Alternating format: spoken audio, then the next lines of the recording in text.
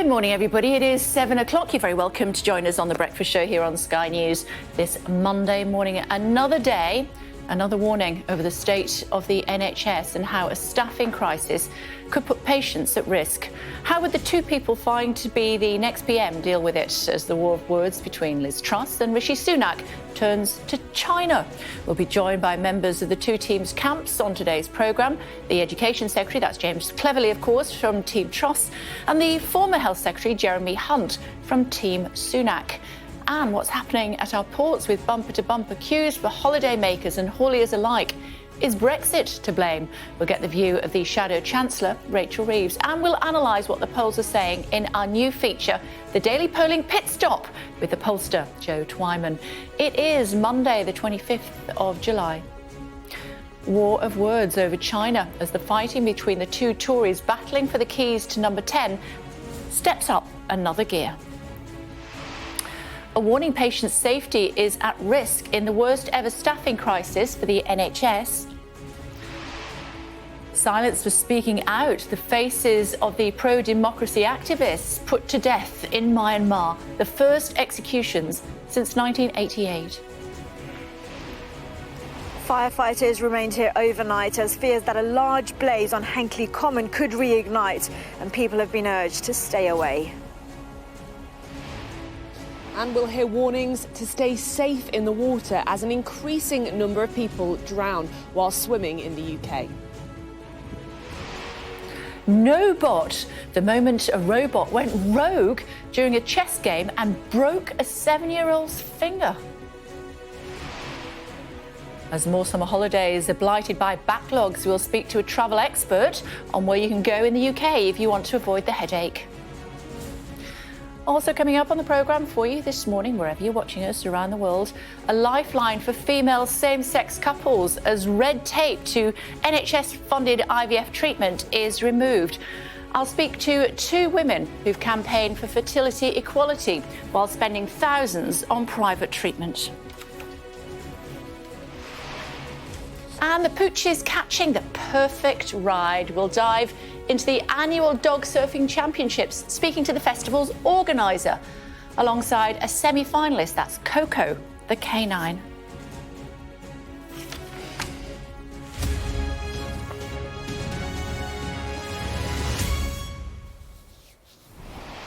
Hi everyone, a very good morning to you. An NHS staffing crisis putting patients at risk.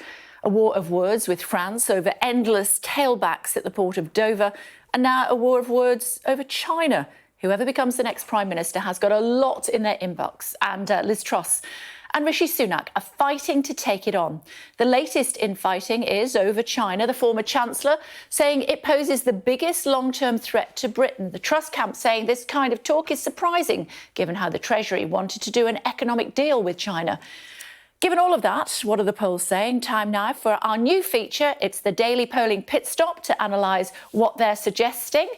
Joe Twyman's with us. I can tell you likes the alliteration from Delta Poll, of course. It's great to see you. Thanks for joining us. Where are we with the polls?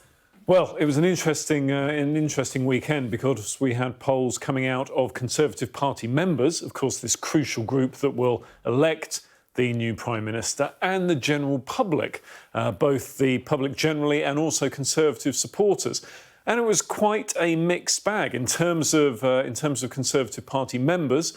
We saw that Liz Truss was actually growing her lead over Rishi Sunak, and so she's over 60% now, which is a strong lead, but actually in line with performances in previous Conservative membership contests, where the winners tend to win by some distance. So it's looking good for her in that respect. But in terms of the general public, the situation was more interesting. At Delta Poll, we ran a voting intention question that showed that the Labour Party were 11 points ahead. But when you ran hypothetical questions asking what if Liz Truss were leader, what if Rishi Sunak were leader, we saw the situation didn't change very much. OK, and if you're 60%, 40% ahead, or however you do the maths, you're much better at these figures than me, at this stage of the race, doesn't necessarily mean you're going to win. Definitely not. And what we saw across all of the polls was high levels of don't knows. On some of the questions, for instance, who would be best on the economy, you do get strong feelings, in this case, towards Rishi Sunak for the general public. But you still have large numbers of people, sometimes 40, 50% of people saying they don't know. And that's true for the general public, but it's also true for Conservative supporters, Conservative voters and Conservative members.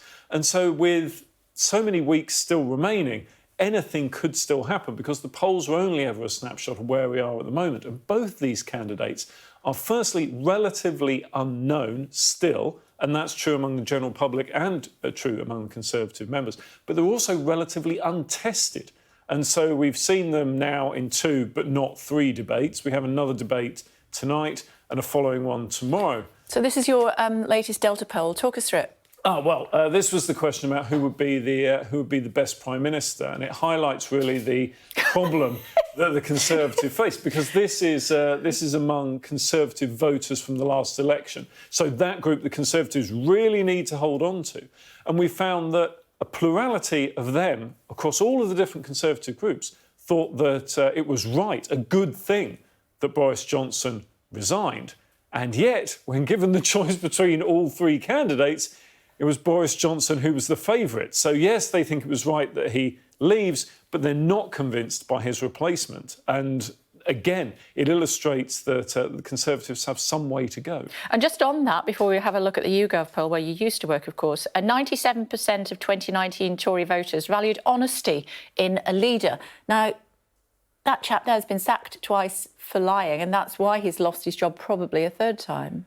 Yes, but before he got the job last time, 97% of them valued honesty as well. And so it goes to show that people can value these things, but are sometimes willing to compromise on their ideals to get what they want in other respects. OK, so they think he's got the best chance of beating Labour at the next election. Yes, that's is what true. they're saying. Yeah. Let's have a look at the YouGov poll as well, if we may. Here we go. 56% value being able to win the next general election as a top priority. So that's, again, playing into what your poll is saying. Yes, and second, behind winning the next election, which is, of course, all important to Conservative Party members, was control of immigration. And we saw in the headlines in this morning's newspapers how both the candidates are going very hard on that. And of course, they will be doing their own polling of members and of Conservative voters as well. And so they'll know what their top priorities are. And it's no surprise to me that that's then reflected in the headlines. And how will the polling pit stop change depending on the hustings and the TV debates? TV debates, I should say, all important TV debates. TV debates have the potential, they always have the potential to make a difference. But after the, shall we say, rather aggressive approach certainly these 2 candidates took to the previous debates, it will be interesting to see whether they go for a more conciliatory approach with the 2 debates that are upcoming. I don't imagine they'll have an immediate impact on the polling, but what they may do is put a marker down that the other can constantly refer back to, and that cumulative effect could make a difference. And voters care about TV debates because? Because it's a chance to see these candidates, really, in many cases, for the first time. Many people don't know who Liz Truss is. Many people might have heard of Rishi Sunak. They're really not familiar with any of his policies or ideas. So they provide an opportunity, and in many cases, the first opportunity to get themselves in front of these people. In summary, she's way ahead at the moment, but nothing to be taken for granted.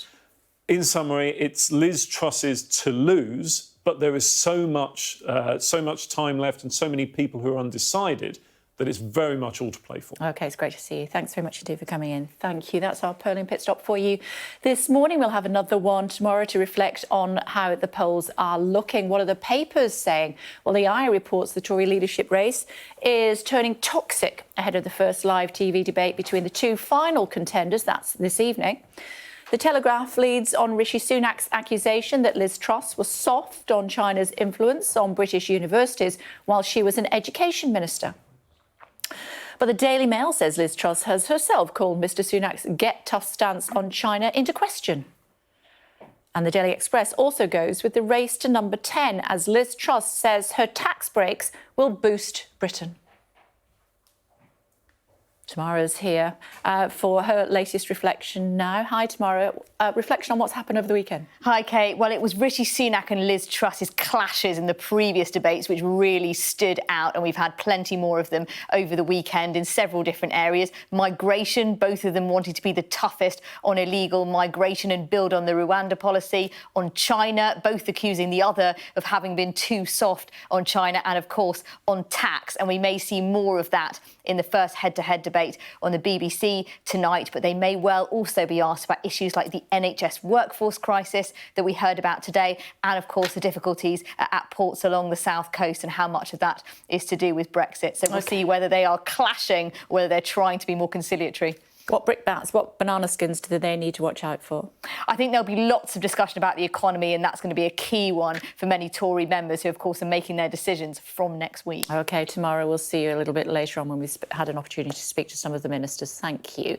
And a reminder that Rishi Sunak and Liz Truss will go head-to-head in a live televised debate here on Sky News. When is it? I can hear you shouting at the telly. Well, it's a week on Thursday. That's the 4th of August, and that's at 8 p.m. here on Sky News. If you would like to be a member of the live studio audience and can be in with a chance of asking a question, please apply via the link on the Sky News app and also the Sky News website. Coming up in today's programme for you, we'll hear from both camps in the leadership race. The chair of the Health and Social Care Committee and Rishi Sunak supporter, that's Jeremy Hunt, will be with me very shortly. And the Education Secretary and Liz Truss supporter, that's James Cleverly, will be with me just after 8 o'clock. Meantime, Labour's setting out their plan to reboot the economy today. It'll get the latest with the Shadow Chancellor, that's Rachel Reeves.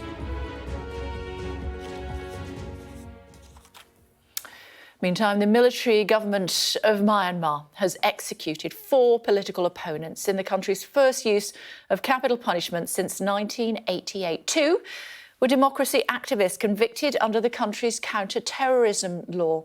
Let's find out more, should we? Our Asia correspondent Tom Cheshire standing by. Tom, good morning. Terrible news coming out of Myanmar this morning.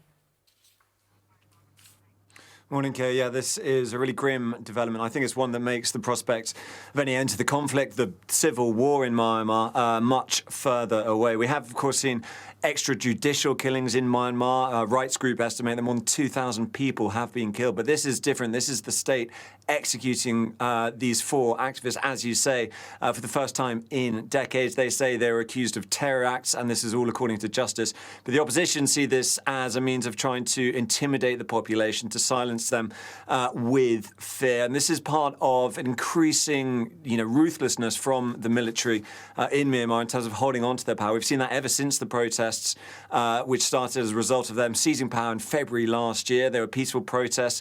They were dispersed. Those extrajudicial killings. We've also seen them detain lots of democracy activists, including Aung San Suu Kyi, who, if she's convicted of all the crimes she faces and faces the sentence, would be behind bars for more than 100 years. So this is, a sign really of how desperate the military is to keep its power.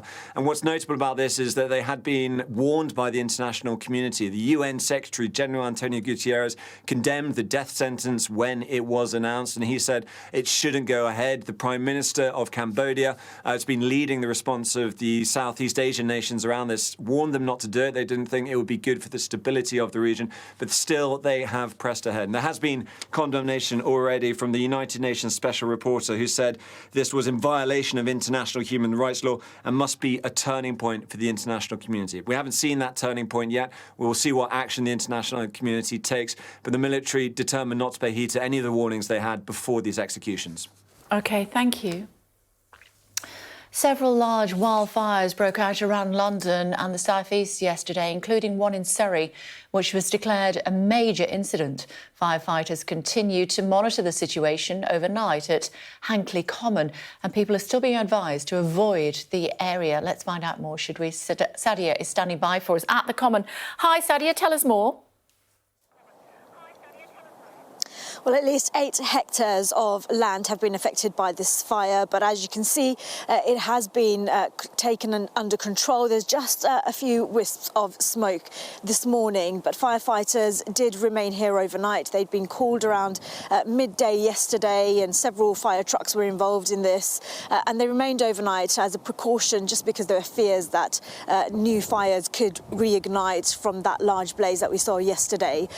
Now, a major incident was declared yesterday, but that has been downgraded. But despite that, people are being urged not to come into this area. There are signs as you're driving around here urging the public to avoid this area, but also to take precautions to avoid fires like this in the first place, especially in this heat. So things like not throwing away litter in any old place, not throwing away cigarettes, but also crucially not to have barbecues, because in hot weather like this, they don't just start fires really quickly, but that can also cause it to spread very fast too.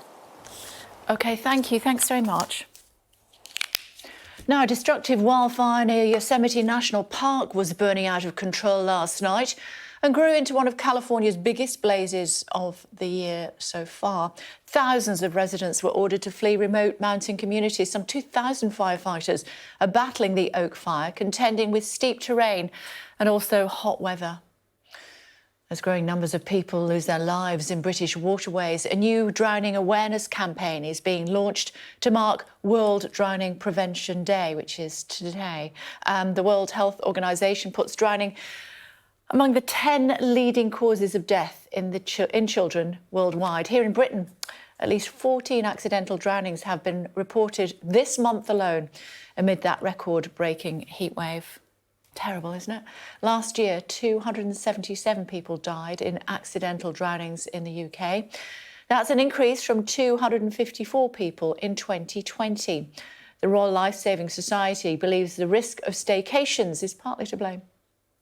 The predominant factor for that is we believe more people are staying at home.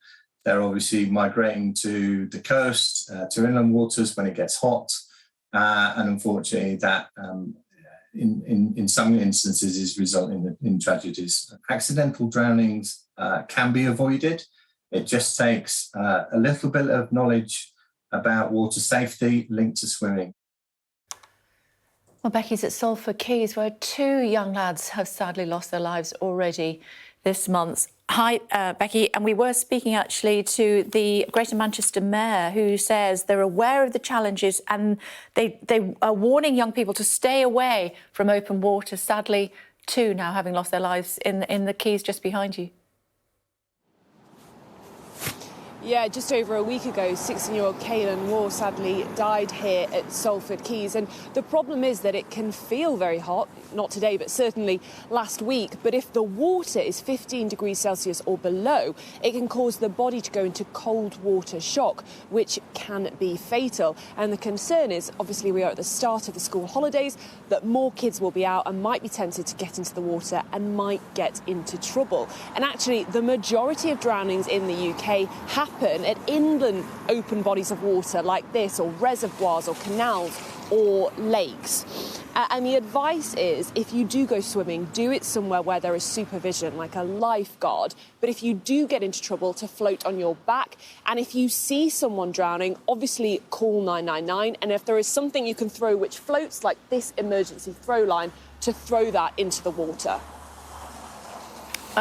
OK, and what advice are we hearing for parents? I mean, these kids are 15, 16, 17, aren't they? It's difficult to know where they are all the time. They just need to be aware of this water, don't they? They need to be aware that it's, even if they think they're very strong swimmers, jump in, that cold water can mean that you take so much water into your lungs. Yeah, and that's the thing. I think the statistic is 60% of people who drown can actually swim, but they just don't anticipate how cold the water will be. And the advice, as you say, obviously kids do want to get into the water and have fun with their friends. If there isn't a lifeguard somewhere like this, to get into the water slowly so that there is less chance your body will go into cold water shock. OK, for now, thank you. Thanks so much. British man feared to have drowned in Lake Garda after diving in to save his teenage son. The man, named as Aaron Chadder, hired a boat with his 2 children and partner on the Italian lake near Limone on Friday. They were about 500 metres from the shore when Mr Chadder's 14-year-old son got into trouble in the water. Mr Chadder is said to have dived in and saved his son, but slipped under the water and has not been seen since. The Coast Guard has launched a large rescue effort, but they believe the 51-year-old, who's from Leicestershire, might have had a seizure from the shock of the cold water and drowned. Please be careful around water. It looks so inviting when it's hot. It really could take your life. If you've got youngsters, keep them well away unless they're supervised and aware of how cold that water is. It might be very warm. You know, we've had the hottest days ever in the UK. The water is still cold. It's a very cold, 15, 16 degrees. That's going to put your body into shock. You ingest the water in your lungs and that's it. Let's look at some of today's other headlines for you now. A father and mother, as well as their 6-year-old daughter, were fatally shot while camping at an Iowa state park. Authorities says the suspected gunman, he's a 23-year-old named as Anthony Sherwin, was found dead in a wooded area of the park. The family's 9-year-old son survived the attack and is safe. A GoFundMe page has been set up to try to provide the son with more financial stability for the future. New figures suggest that 2 in 5 airport workers are considering leaving the industry. A survey of 1,700 workers by job site CV Library found some of the main reasons included wanting better pay and less stress, while 5% blame the current situation at UK airports. Pope Francis has arrived in Canada on a week-long visit to apologise to Indigenous people for abuses committed by Catholic missionaries at residential schools. Indigenous groups are pressing for access to archives in an attempt to uncover the fate of children who never returned home from the schools. A volcano on Japan's main southern island has erupted, sending rocks and ash more than 1.5 miles away. The eruption alert from Sakurajima volcano has been raised to the highest level of 5, prompting the evacuation of a number of residential areas. But authorities say they don't expect a large-scale eruption. Quick look at our weather for you now. Warm memories wherever you go. The weather, sponsored by Qatar Airways. High pressure building in the west will bring more settled conditions over the next few days, although a few showers are likely. The northwesterly flow will bring lower temperatures and more comfortable conditions.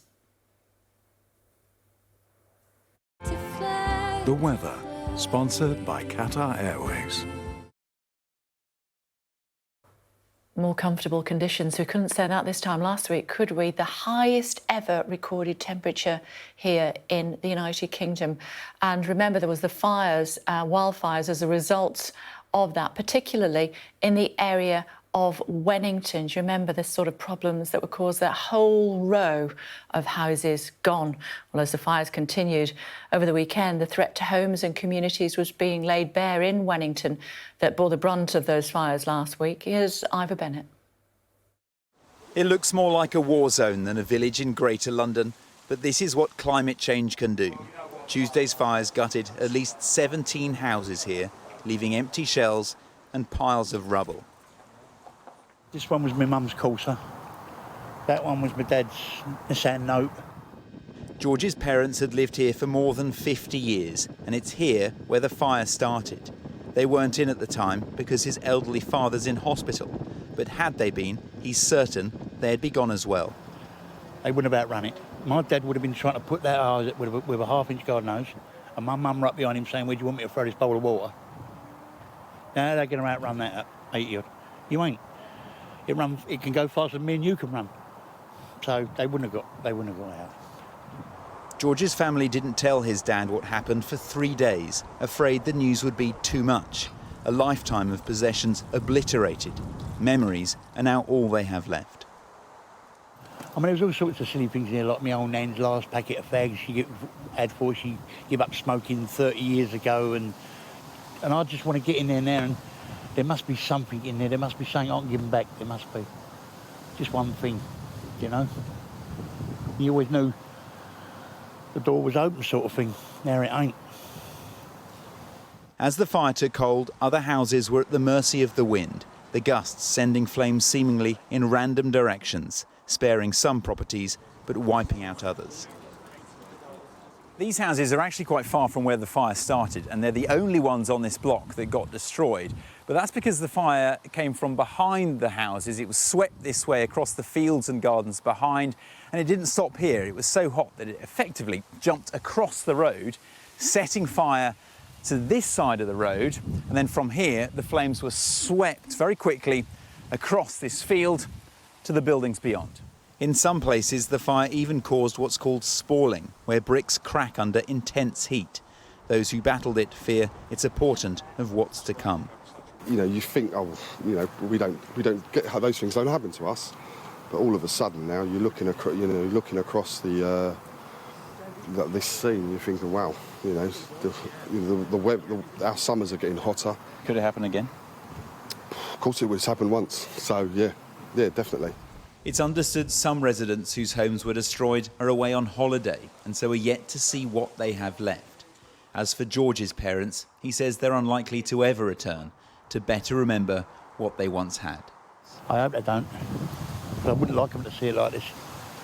You know, it's best to keep the memories you got, ain't you? A situation others could face in the future as our planet continues to heat up. Ivor Bennett, Sky News in Wennington, Greater London. Oh, my goodness me, those poor people. Can you imagine just thinking, oh, it's a bit hot today and then totally losing absolutely everything that they own? We'll keep an eye on what's happening in Wennington and update you as and when we can. Meantime, this is a pretty shocking story, actually, this morning. Chess said to be a game of calm concentration, strategic thinking and patient behaviour. Have a look at this. I know, right? In a Russian Chess Federation tournament, a playing robot went rogue, apparently unsettled by the quick responses of a 7-year-old boy. It grabbed and broke his finger during the match at the Moscow Open. The president of the Moscow Chess Federation said the robot's suppliers were going to have to think again. Do you think? Poor chap. He's not going to be his mate, is he? Here in The Guardian, we can see that it's not just who are having to cope, not just us, I should say, who are having to cope with the hot weather. This group of deer in London's Richmond Park opted to cool off in the river. Great picture. Locals have been urged to put out water in their gardens to help the animals out over the summer. Lily putting these pictures together for us today, but put the pedal to the metal. That's the phrase, isn't it? This photograph from the Telegraph captures children racing at the Goodwood Motor Circuit in West Sussex. It's the Goodwood Revival. It's the world's greatest historic motor racing event. It gets together car enthusiasts and past racing champions to celebrate the sport. And they look like they're having a whale of a time, don't they? Good for them.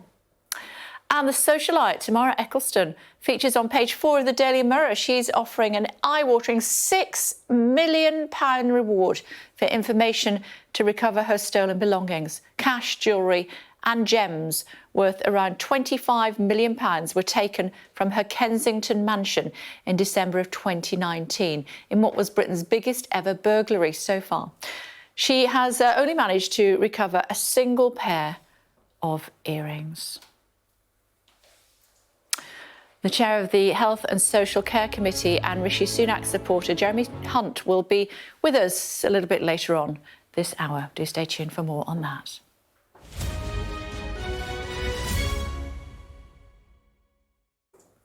Hello again, everybody. You're very welcome to join us on The Breakfast Show here on Sky News this Monday morning. Tory leadership hopefuls Rishi Sunak and Liz Truss trade blows over their approach to China, attacking each other's records while each promising to take a hard line. MPs warned that the NHS is facing its toughest ever staffing crisis and that patient safety is being put at serious risk. Myanmar has executed 4 political detainees, the first use of capital punishment in decades. And as we've been reporting, a cross-party group of MPs has said the NHS is now facing the greatest workforce crisis in its history, putting patient safety at risk. Joining us now is the President of the Royal College of Surgeons of England. That's Professor Neil Mortensen. Hello to you, Professor. Thank you so much for taking the time to join us on the programme this morning. Just how bad is it? Good morning, Kay. It's pretty bad. Part of the problem, I guess, is, number one, we're recovering from the pandemic. So there are still lots of staff who have Omicron. So that's having an effect on the workforce. And then there are large numbers of vacancies. As the report points out, there are vacancies across all specialties. I'm speaking as a surgeon, but across all specialties, medicine, radiology, general practice, all the other specialties, there are vacancies. And these vacancies, of course, if you're part of the workforce, are very undermining. If you don't have enough staff, everybody else has to work harder to fill the gaps. And this constant process of both coping with Omicron and coping with those staff vacancies makes life extremely difficult indeed. As far as Rishi Sunak is concerned, he who would be the next Prime Minister is suggesting that one of the ways forward is private healthcare to offset staff shortages. In other words, to move patients into the private healthcare system. Is that a good idea? Well, there is some capacity in the independent sector, but of course, there are a large number of patients now, as you'll have heard last week, beginning to self-pay. And if they self-pay, they use up the available slots in the independent sector, which has a limited number of gaps and opportunities. And therefore, it's more difficult for the NHS to buy those slots to help with the backlog. And of course, many of the staff who work in the independent sector will also be working in the NHS. So there are still a finite number of staff. So this report, which we really welcome, points out the real nub of the matter. It's all about workforce, workforce, workforce. Without the pairs of hands, we can't do the job properly. Without that £12 billion a year that we're all having to contribute towards, with the increase in national insurance that came into play last April, would that have a more detrimental effect? I bring that up, of course, because that's what Liz Truss would introduce the first day of her, if she was Prime Minister. I'm not sure in terms of individual pay and whether it makes a difference. I'm sure it makes a big difference, particularly in the social care sector. As you'll have heard, we have large numbers of patients in hospital, fit for discharge, but they don't have anywhere to go. I think there is a huge workforce crisis in social care too. There is this blocking of beds by patients who could go into social care. But of course, social care has a massive problem in terms of workforce too, and that will have a knock-on effect on what happens in the hospitals. OK, Professor, it's good to talk to you. Thank you very much indeed for joining us. Thank you. Well, one registered nurse and GMB union officer told Sky News the issues in the health service are long-standing. I worked in the NHS for about 15 years and there's been staffing shortages for that entire time. There's always a shortage of qualified nurses. There's always shifts being put out to agency to try and fill them. For the chair of the Health and Social Care Committee, Jeremy Hunt, former Health Secretary, of course. So let's just get that out of the way to start with, Mr Hunt. Good morning to you. Been a problem for 15 years, says the nurse, which, I mean, to what extent do you accept some responsibility for that, given that you were previously Health Secretary? Well, of course, I have to accept some responsibility, but I did set up 6 new medical schools and increase the number of doctors we train by 25%.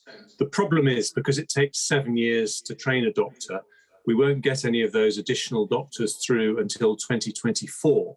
And this is really the point we're making in our report, that we need to have a system that's much more robust, that doesn't depend on individual health secretaries or chancellors taking decisions, but gives the NHS confidence that whoever the government is, whoever the health secretary is, we will always be training enough doctors and nurses for the future. And at the moment, we think we're about 12,000 hospital doctors short, about 50,000 nurses short. And that is creating massive pressure on frontline staff. And we are very frustrated in the committee that despite having talked about this now for a couple of years, we still don't have a proper NHS workforce plan in place, nor do we have one in place for the social care sector, as you were just talking about with Professor Mortensen. Yeah. How close do you think the government is going to be to recruiting the 6,000 GPs that it promised in the manifesto? Well, it's not easy recruiting extra GPs, but since they made that promise in the 2019 manifesto, which I obviously stood on as a Conservative as well, we've gone down by about 700 GPs. A year ago, we said we needed 2,000 more midwives. We've gone down 500 midwives. And I think people in the NHS know there's no silver bullet. They know it takes 3 years to train a midwife, 7 years to train a doctor, 10 years to train a GP. There's no easy solutions. But what they want is a really solid plan in place so that, young people entering the profession today can at least have some hope that the pressure isn't always going to be like it is today. You've been warning, I know, about the crisis, the workforce crisis, for a long time. We've spoken about it often on this programme. You are backing Rishi Sunak, who didn't, I think I'm right in saying, you'll correct me, who didn't vote for your amendment in Parliament to produce a workforce plan. And he's not really said that much so far about the workforce when it comes to talking about the NHS, either in hustings or on TV debates. Does he get it?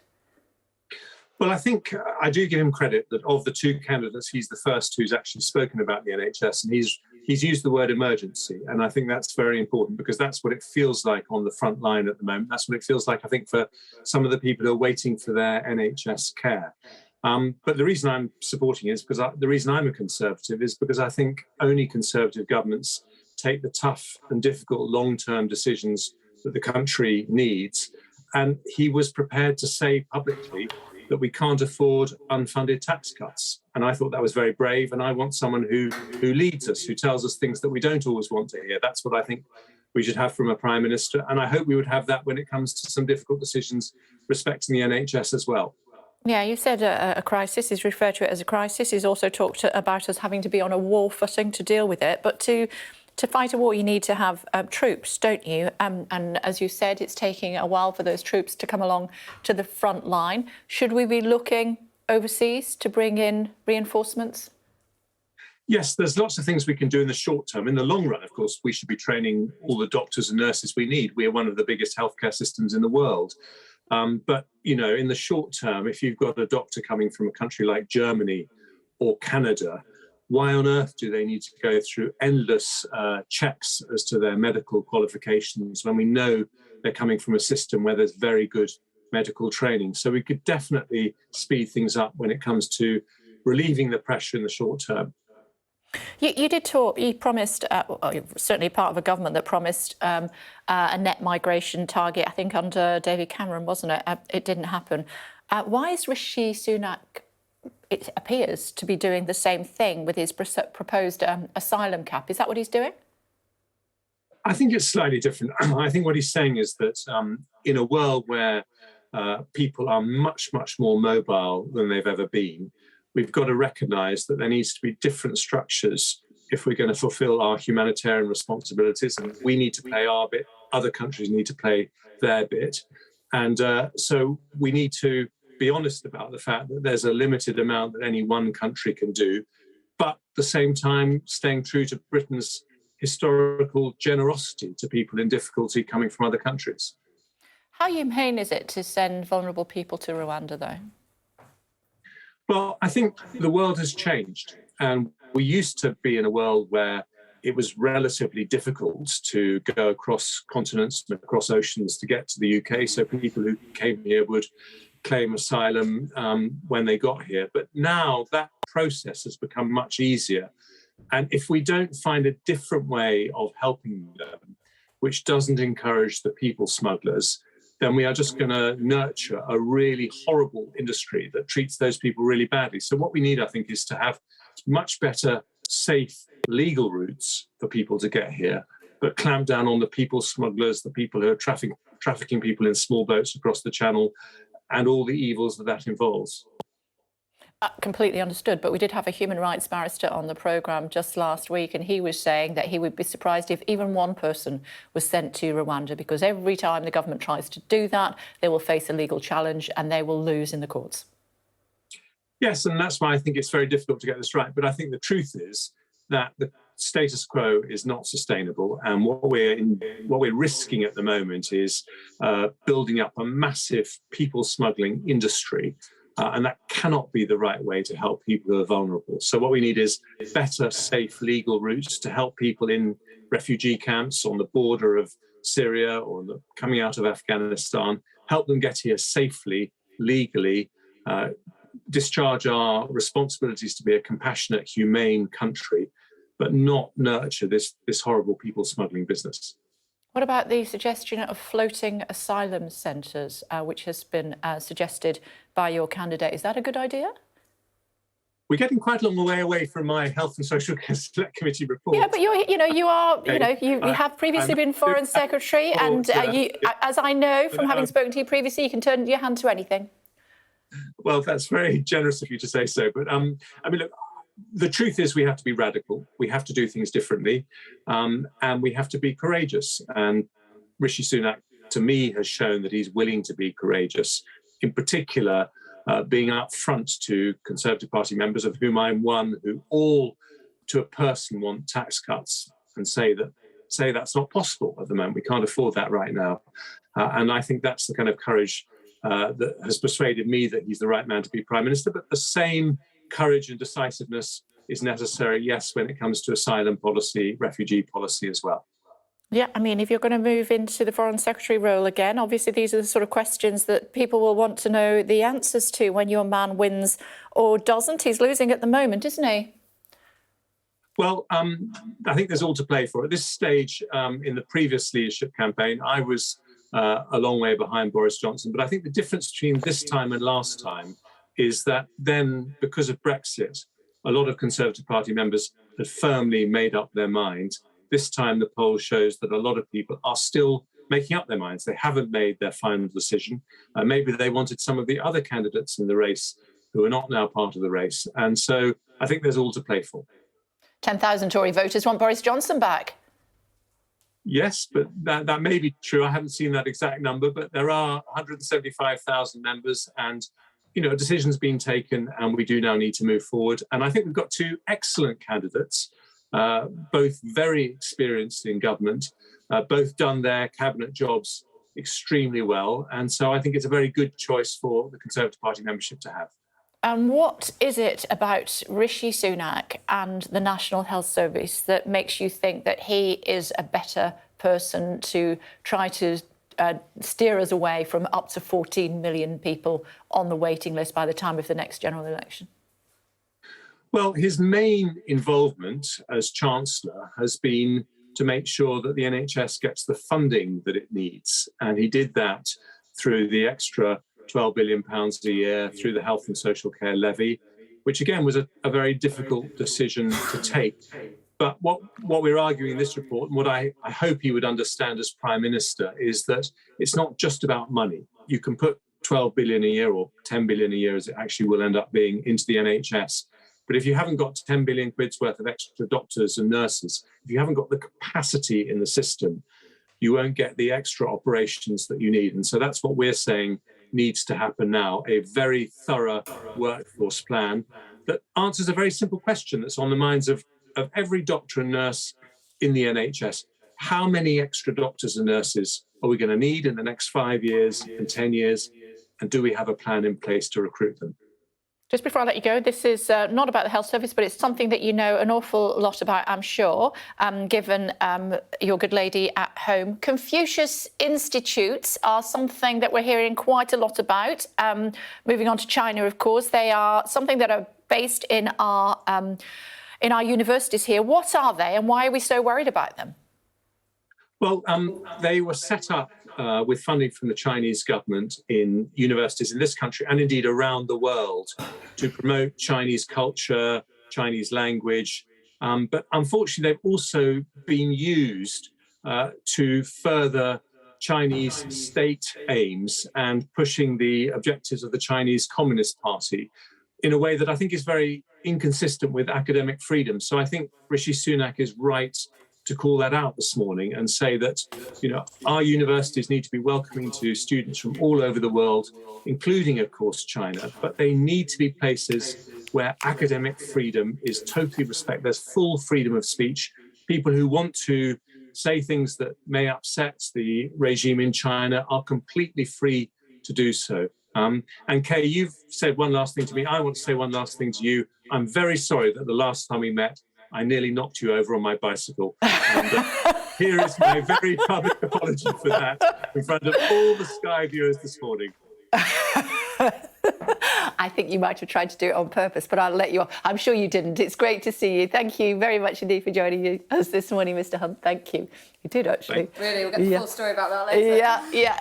Safe to say, I was on the pavement, is all I'm saying. Thoughts? Serious near miss there. Jeremy Hunt is obviously chair of the Health Select Committee and has been warning since his very long stint as Health Secretary that the NHS's biggest problem is workforce. The workforce is in crisis. You can't get through the backlog. You can't set up Nightingale centres or anything else without more doctors and more nurses. And this report lays out in very stark terms that the NHS might right now be short of 12,000 hospital doctors and 50,000 nurses and midwives, not to mention the huge staffing crisis in social care, which has knock-on effects. Jeremy Hunt says that Rishi Sunak gets it. He knows it's an emergency. He hopes he would devise a workforce plan, but it doesn't sound any stronger than hopes that would be the case. But he says that he's putting the funding behind it by keeping that controversial and difficult national insurance rise, which Liz Truss has said that if she became Prime Minister, she would scrap.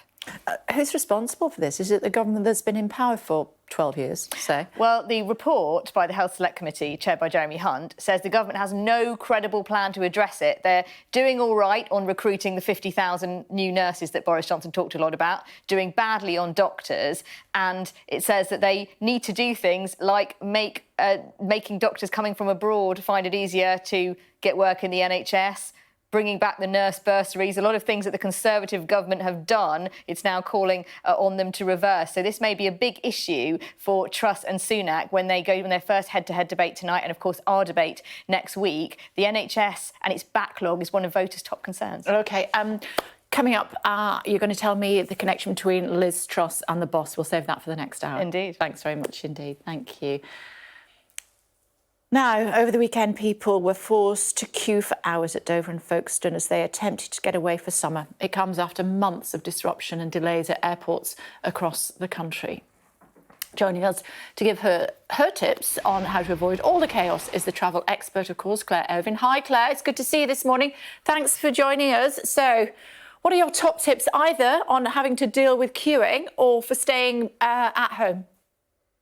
Well, for dealing with queuing, my tips on always taking snacks and travelling as though you're travelling with a toddler isn't going to help massively if you're stuck in a car in searing heat for 21 hours. So all I can wish is anyone doing that good luck. Just do make sure you've got snacks and water with you. But, there are lots of other opportunities. The UK, of course, is, we're very lucky that we live in the UK in terms of holidays. Huge variation in landscape and things to do and places to go. Prices we're seeing falling after those huge price hikes we saw after the pandemic. So, it could be a more affordable option than it was looking a few months and even weeks ago. And of course, this glorious weather helps, not massively demonstrated behind me at the moment, but, it's we're just really lucky. There are vineyards and huge open spaces, go walking, great swathes of uncluttered coastline. Think about Carmarthenshire, for example, which is called the Cinderella of the UK because it's constantly overlooked. In favour of Pembrokeshire, you don't have to head to Devon and Cornwall, and so the UK, loads and loads of options there. Or of course you could look off season, overseas, and and take a punt, take a risk, but you're less likely to get caught up in travel delays if you do so. Interesting you're saying Carmarthenshire, not Cornwall. We've been looking at that. Dumfries and Galloway, looking at Dumfries there instead of Devon. And interestingly, you say Bradford, not Bath. How does that work? Well, I mean, Bath, of course, is a really stunning city, and it's a very filmic city. It's been used, for many TV shows and movies, but actually Bradford can offer, its own. It has amazing Victorian Gothic architecture. Yes, really. And of course, and you could, walking in front of the town hall, for example, you could well imagine that you were on a scene in Bridgerton. So not just stunning architecture, but great curries as well. What's not to love there? OK, but talk to me about why, it looks amazing. I love the UK. I love holidaying in the UK. But why would you holiday in the UK instead of somewhere like Southern Europe, especially once the weather starts to get a little bit like it is behind you this morning? Well, it's still warm. But of a lot of the delays that we've seen this weekend are people going to France. France is one of the UK's favourite getaways. And in an actual fact, the UK can offer a lot of what France has to offer. So, for example, Mont Saint-Michel in Normandy, you could head down to St Michael's Mount in Cornwall. Yes, Cornwall's a hotspot, but of course St Michael's Mount, very beautiful, really historic, amazing, incredible gardens there. If you've ever crossed over onto the island and seen those gardens kind of teetering in really extreme conditions there, really beautiful. Of course, Sussex, and that's obviously at night, really beautiful dark sky situation. Gorgeous. There. You could do closer to London and maybe some more transport links. You could head to Sussex, which have vineyards to rival those in France and in Champagne. The soil in Sussex is said to be closest to that anywhere in the world to Champagne soil, and of course those vineyards are home to some of the UK's best vintages. So so some great alternatives there to France. Well, I think I know why that is, Claire. I think I'm right in saying that soil and rock formation goes underneath the channel, and it's the same one that is in Champagne, goes under the channel and then pops up again where this Nye Timber Vineyard is. I think I don't know, that's somewhere at the back of my mind from somewhere. If I'm wrong, I'm sorry. Nobody write to me and tell me otherwise. Are you more of a staycation person, or do you still think it's worth trying to get out through these airports and ports at the moment? We are an overcrowded little island. It is nice to get away, but it's just so difficult. Yeah. I mean, a bit of both, actually. I had a really amazing weekend last weekend at the Cotswolds at the Farncombe Estate. But for our summer holiday, we are actually, people think we are mad, but we're going to monsoon Rajasthan because my friends at Scott Dunn have assured me it is actually a really brilliant time to go and do temples, see the Taj, and go on a secret tiger safari. So we are taking advantage of off-season to India and much, much cheaper flights, apparently. OK. And the secret is there are no tigers. We must leave it there, Claire. Thanks very much indeed for joining us on the programme this morning. Thanks a lot. Lots of fantastic tips there from Claire Irvin, travel advisor, adventurer and writer, of course. Coming up, going to be joined by the Education Secretary and Liz Truss supporter. That's James Cleverly, as the final two in the Tory leadership race continue to make their case. We've been hearing from Jeremy Hunt at this hour, who is supporting Rishi Sunak and confessed on TV that he almost ran me over with his bicycle. It's an actual true fact.